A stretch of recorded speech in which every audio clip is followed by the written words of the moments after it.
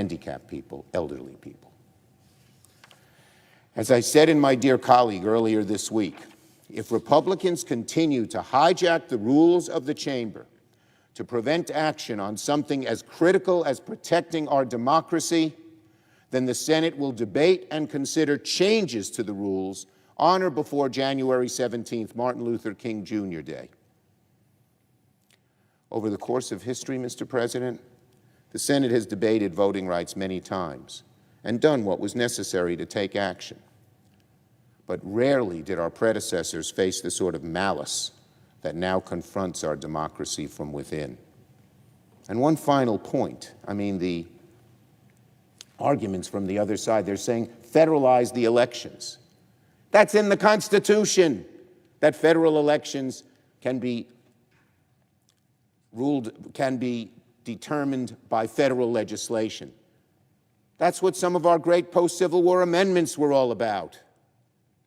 That's what the history of voting rights legislation has been about. When state legislatures, for reasons often bigoted and racist, said people couldn't vote for one reason or another or stopped them from voting, the Congress stepped in. That's nothing new. It's unbelievable, the arguments they come up with. Just totally false. Totally false. So as we hold this debate, I ask my colleagues to consider this question.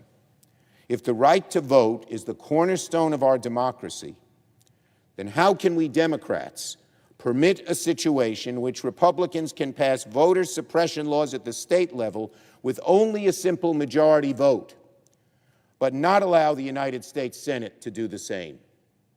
And I ask that of my Democratic colleagues, This asymmetry cannot hold.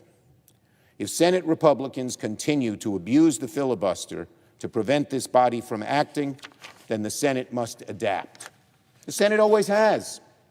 Robert C. Byrd, one of this chamber's great traditionalists, acknowledged that Senate rules that seemed appropriate in the past, quote, must be changed to reflect changed circumstances.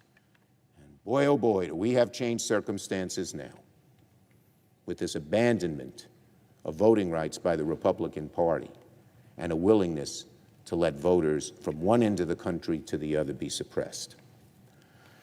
As times change and circumstances evolve, the Senate must follow the suit of changed circumstances when necessary. So we're going to work towards that goal in the coming weeks. To downplay the threat against our democracy is dangerous. Dangerous.